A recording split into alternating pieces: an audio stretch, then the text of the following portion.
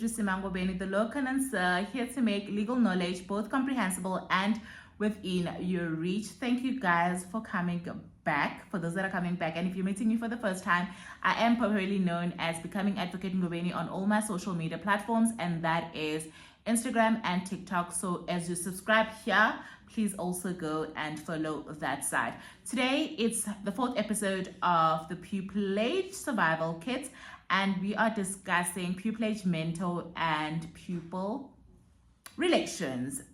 We are going to be talking about that today. So what is a pupillage mentor? A pupillage mentor is an advocate that is assigned to you for professional development when you start pupillage. They are going to be giving you responsibilities during the year that basically give you an experience of what it's like to be an advocate and how to run your own practice. So if they are drafting, you are drafting. If they are going to appear in court, you are going to appear in court. And basically that is what your mentor will be doing with you during the year. So there are two options of how you can get a pupillage mentor. It is mandatory, but there are two options of how you can get one. You can either choose for yourself, or the bar that you're doing your pupillage at will assign you one. The procedure of choosing for yourself works like this, right? So when you're filling in your pupillage application form, there will be a place that asks you, do you have somebody in mind who you can ask to be your mentor? And if they agree, you can then put their name down on the application form. That is basically you choosing your own mentor. And the eligibility for one to be a pupillage mentor is that in some bars they'll require that that person has practiced for at least 3 years, and then in other bars it will be for 5 years. So it will be someone that has had a successful practice, that has been tried and tested in the professional world, in the advocacy world. And then the other option is that you will just apply with no mentor, nothing, for your pupillage, and then the day that you come and register for your pupillage, or the date that you're going to register for your pupillage, you will be assigned a mentor by the place or the bar where you will be doing your pupillage. So that's how it works, and yeah, that's how you get a mentor. So driving you straight into how I did it and my experience and the little tips that I have for you guys. So we're gonna start with how I did it.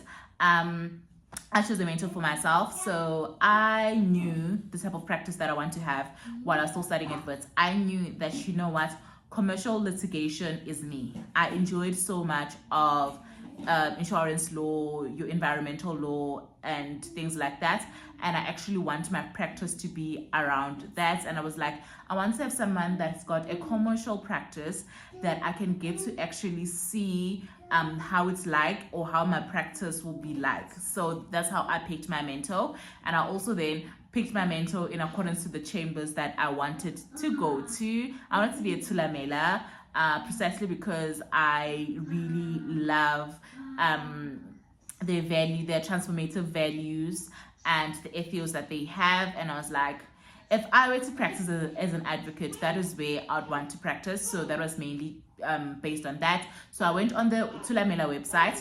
Then I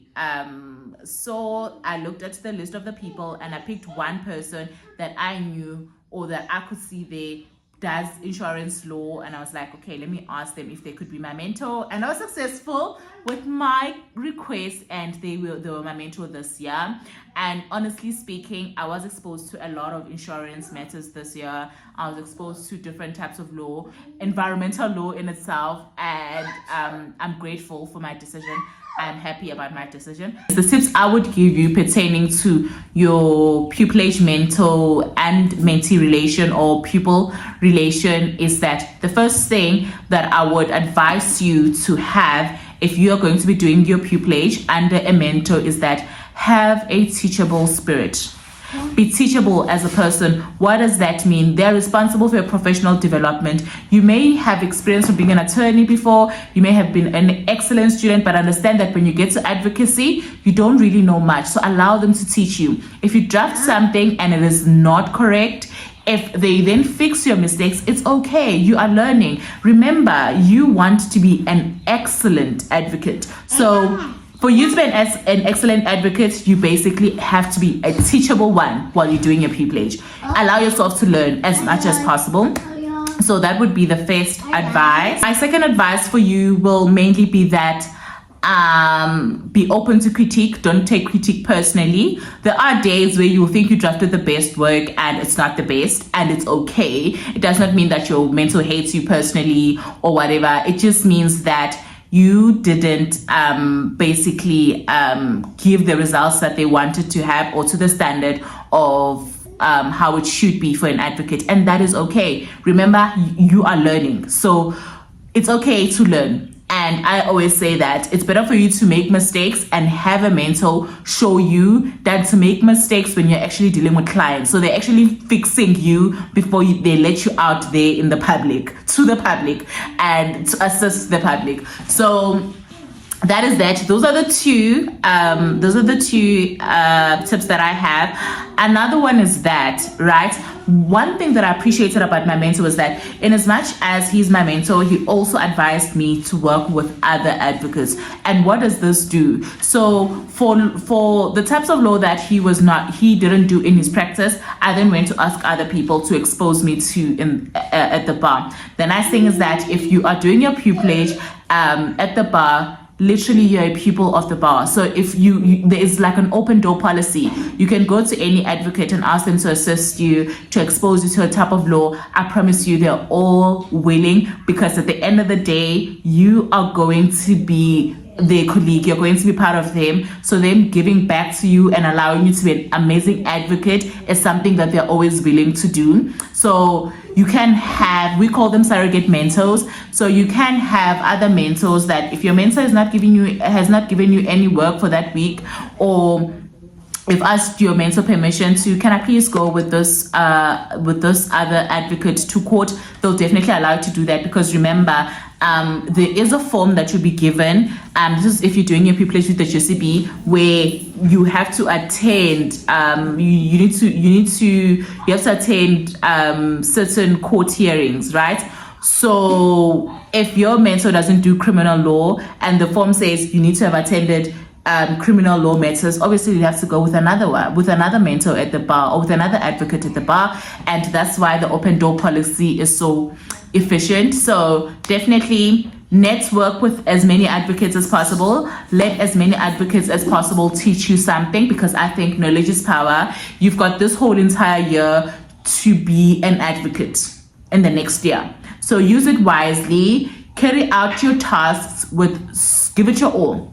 So the task that your mentor gives you, carry it out properly and efficiently, so because at the end of the day, you are pouring into yourself. It's for your own good. So yeah, that is all I basically have to say. And another thing is that in instances whereby you feel like you want to change mentors, there's also that option at the bar. So you are not necessarily forced to be with that mentor. If you feel like you want to have a different one, you can always have a different one. But to my experience, I am happy with the mentor that I chose for myself. I'm happy with the exposure that he has given me. I am also happy with being in Tulamela and having different advocates there pour into me as well, in terms of giving me work, in terms of mentoring me, and basically ensuring that I am a good legal practitioner who's going to be admitted in the next few months. So yeah, that is my experience. This video is definitely going to be short because it really covers a very short aspect of pupillage. But tomorrow we are then going to be dealing with networking, right? Networking at the bar, obviously for your practice. You need to network for your practice. You definitely have to network for your practice. So, bye, baby. You definitely need to network for your practice, so we'll talk about that. How do you go about it? And yeah, as someone that did pupillage coming straight from varsity, I will tell you that this year was my networking year, because I don't have years of experience where I've been an attorney and people know me in the profession. I had to use this year to get people to know me in the profession. So that will be episode 5 that will be airing tomorrow, same time. So every day I will be dropping a video. This is a 10-day series, so please do watch all the videos. Today we're on episode 4 and tomorrow it's going to be episode 5. We have reached 220 subscribers. Thank you guys so much. Thank you guys so much. I honestly really appreciate it. And please continue to share the page so that we can grow. From me to you, have a lovely day until I see you tomorrow.